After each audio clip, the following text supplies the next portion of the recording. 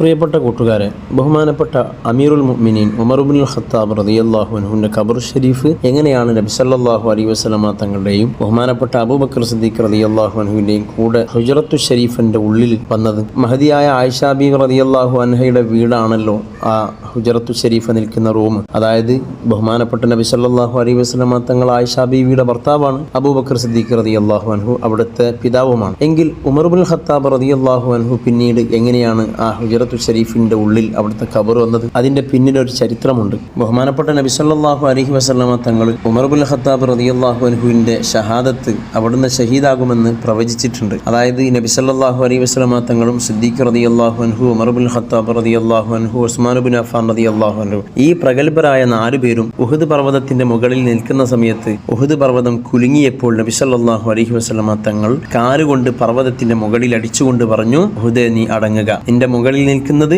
ഒരു നബിയും ഒരു സിദ്ദീഖും 2 ശുഹദാക്കളുമാണ് എന്ന്. ആ പറഞ്ഞ വാക്കിൽ നിന്ന് തന്നെ നമുക്ക് മനസ്സിലായി ഉമർ ഇബ്നുൽ ഖത്താബ് റളിയല്ലാഹു അൻഹു ശത്രുക്കളാൽ വധിക്കപ്പെടുമെന്ന്, ഷഹീദാകുമെന്ന്. അതുപോലെ തന്നെ സംഭവിക്കുകയും ചെയ്തു. ബഹുമാനപ്പെട്ട ഉമർ ഇബ്നുൽ ഖത്താബ് റളിയല്ലാഹു അൻഹു ഒരു ദിവസം സുബ്ഹി നിസ്കരിക്കുന്ന സമയത്ത് അവിടുന്ന് തക്ബീറത്തുൽ ഇഹ്റാം കെട്ടിയതിനു ശേഷമാണ് പിന്നീട് അബൂ ലുഅ്ലുഅ എന്ന് പറയുന്ന ഇസ്ലാമിന്റെ പുറത്തുള്ള ഒരു മനുഷ്യൻ, മുസ്ലിമല്ലാത്ത വ്യക്തി, ബഹുമാനപ്പെട്ട ഉമർ ഇബ്നുൽ ഖത്താബ് റളിയല്ലാഹു അൻഹുവിനെ കൊലപ്പെടുത്തുന്നത്. ബഹുമാനപ്പെട്ടവർ ആ കുത്ത് കിട്ടിയ സമയത്ത് വീണുപോയി. പിന്നീട് മറ്റൊരു സ്വഹാബി ആ നിസ്കാരം പൂർത്തിയാക്കുകയും ചെയ്തു. അബൂ ലുഅ്ലുഅ എന്ന് പറയുന്ന മുസ്ലിമല്ലാത്തൊരു മനുഷ്യന്റെ കരങ്ങളാൽ വധിക്കപ്പെടുന്നു എന്നറിഞ്ഞപ്പോൾ ഉമർ ഇബ്നുൽ ഖത്താബ് റളിയല്ലാഹു അൻഹുവിന് സന്തോഷമായി. കാരണം അള്ളാഹുവിന്റെ അടുക്കൽ അതുകൊണ്ട് വലിയ പ്രതിഫലമുണ്ട് എന്ന് മഹാനവറുകൾ മനസ്സിലാക്കി. അങ്ങനെ മകനായ അബ്ദുള്ള എന്നവരെ ആയിഷ ബീവി റളിയല്ലാഹു അൻഹയുടെ അടുക്കലേക്ക് പറഞ്ഞയക്കുകയാണ്. ആയിഷ ബീവിയോട് പറഞ്ഞു, മുത്തുനബി സല്ലല്ലാഹു അലൈഹി വസല്ലമ തങ്ങളുടെയും സിദ്ദീഖുൽ അക്ബർ റളിയല്ലാഹു അൻഹു അവരുടെ അടുക്കൽ എനിക്കൊരു സ്ഥാനം, എന്റെ ഖബർ ഒരുക്കണമെന്ന് ആയിഷ ബീവിയോട് സമ്മതം ചോദിക്കാൻ വേണ്ടി മകൻ അയക്കുകയാണ്.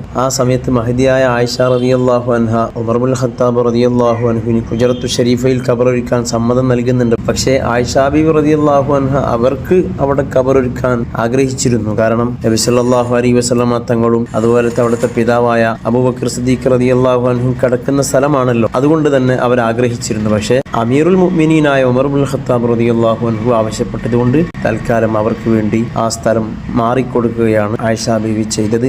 അങ്ങനെയാണ് ഉമർ ഇബ്നുൽ ഖത്താബ് റളിയല്ലാഹു അൻഹുവിന്റെ ഖബർ അവിടെ ഹുജ്റത്തു ഷരീഫയിൽ വരുന്നത്.